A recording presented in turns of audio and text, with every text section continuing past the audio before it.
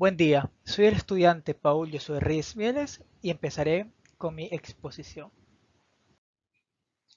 Antes de partir a entrar en la temática de una forma más profunda, tenemos que empezar con conceptos fundamentales para la misma. Primero, ¿qué es una enfermedad infecciosa o transmisible? Pues bueno, a esta la podemos definir como aquella causada, como su nombre lo dice, por la transmisión de un agente infeccioso o también por los productos tóxicos del mismo, el cual puede partir de un reservorio, sea persona o animal, que ya están infectados a un huésped susceptible de forma directa o indirecta, que es algo que lo veremos más adelante. Otro término importante son las enfermedades emergentes. Como su nombre lo dice, son nuevas infecciones que acaban de aparecer. No hay que irnos muy lejos, en nuestra actualidad tenemos una pandemia por coronavirus, una nueva versión de su familia. Otro término interesante también es las enfermedades reemergentes. Son aquellas que ya existían, pero que existe una reaparición de la misma, después de que su tasa de incidencia se haya visto disminuida considerablemente. Una de las más comunes en este grupo encontraríamos al sarampión. Por último tenemos a las epidemias. Como estas, podemos decir que es la aparición de una gran cantidad de casos de infecciones y que causan una enfermedad específica en un determinado lugar y que no se esperaba. En base a todo esto, podemos establecer tres grandes importancias de la materia, como son la alta mortalidad en países subdesarrollados que causan estas epidemias y pandemias. También estas enfermedades infecciosas representan un frecuente motivo en la consulta, y como ya hemos mencionado, pueden dar origen a epidemias acorde el aumento de los casos de personas infectadas. Prosiguiendo, encontramos la cadena de transmisión. De forma simple, las enfermedades transmisibles aparecen como consecuencia de la interacción entre tres agentes o tres factores. Tenemos el agente causal o agente infeccioso, el medio ambiente y por último el huésped o la persona que va a padecer de la enfermedad. Partiendo del agente causal o agente infeccioso, a este lo definimos como aquel que es capaz de producir una enfermedad en un huésped. Este puede ser un microorganismo, como digamos bacteria, hongo o parásito, el cual una vez en el huésped va a empezar a desarrollarse y a multiplicarse para poder así cumplir su ciclo infectivo. Algo interesante es que la infección de uno de estos microorganismos no necesariamente se traduce en una enfermedad. ¿Qué quiere decir eso? Que podemos tener una bacteria, un hongo, un parásito en nuestro interior, pero que no se desarrolle una infección como tal, con un cuadro clínico y todo lo demás. Dentro de la agente causal tenemos mucha variabilidad en cuanto a sus características, destacando por ejemplo la patogenicidad y la virulencia que puede tener el mismo, así como la inefectividad y la dosis infectiva en dependencia de cada tipo de microorganismo. En cuanto al ambiente, esto es algo mucho más sencillo.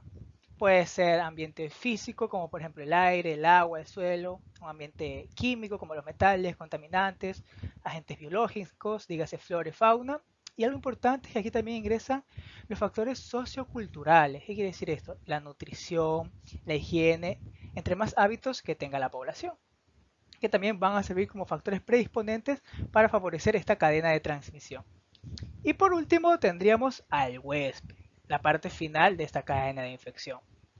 El huésped puede ser una persona o animal, el cual obviamente debe proporcionar un lugar adecuado para que el agente infeccioso pueda crecer y multiplicarse en sus condiciones naturales. Entre los factores de característica de un huésped destacamos a la inmunidad que éste tenga. Aquí abarca la inmunidad adquirida, inmunidad innata, vacunación, etc. Así también como la susceptibilidad ante esta infección. Entonces, todo este proceso de transmisión podemos dividirlo en dos: los tipos de transmisión directa y los tipos de transmisión indirecta. Como su nombre lo indica, la directa es cuando pasa desde la fuente al huésped.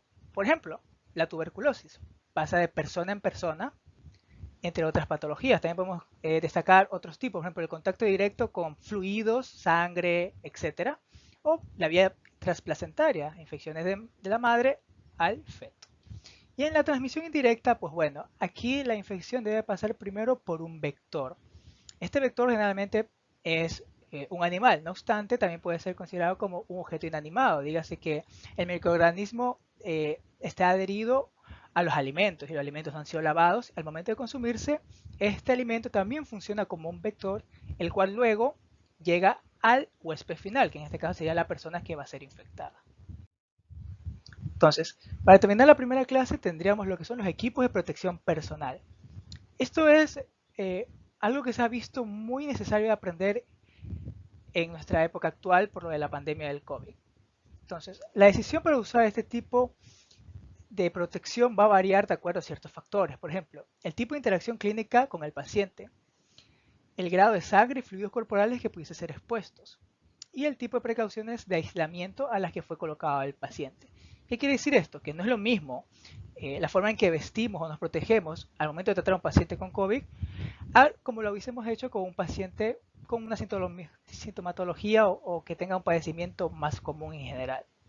Dentro de este equipo de protección personal destacamos las mascarillas, las batas, protecciones oculares, guantes, entre otros. Abarcando lo que sería el nuevo tema, tenemos a la fiebre de origen desconocido, o por sus siglas FOC. Antes de empezar por esta fiebre de origen desconocido, tenemos que establecer qué es una fiebre.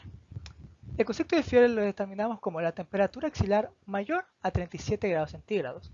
Aquí hay que hacer una diferenciación con lo que es la febrícula, que puede ser menor o igual a 37.5 grados centígrados. Entonces, partiendo de esto, ¿qué es una FOC? Una fiebre de origen desconocido. Aquí encontramos la clasificación de la misma. Tenemos la FOC clásica, FOC neutropénica, FOC nosocomial y FOC en pacientes con VIH. La FOC clásica la vamos a establecer como un paciente con temperatura mayor a 38.3 grados centígrados en varias mediciones, el cual va a presentar una clínica inespecífica, es decir, no se le encuentra un foco infeccioso, no se determina la causa.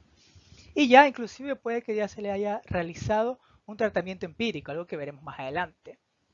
Y que continúa esta fiebre durante aproximadamente 3, inclusive más de 3 semanas. La siguiente tendríamos la FOC neutropénica. Como su nombre lo indica, va a haber una disminución de polimorfonucleares, es decir, de los neutrófilos. Generalmente van a estar en menos 1000 polimorfonucleados.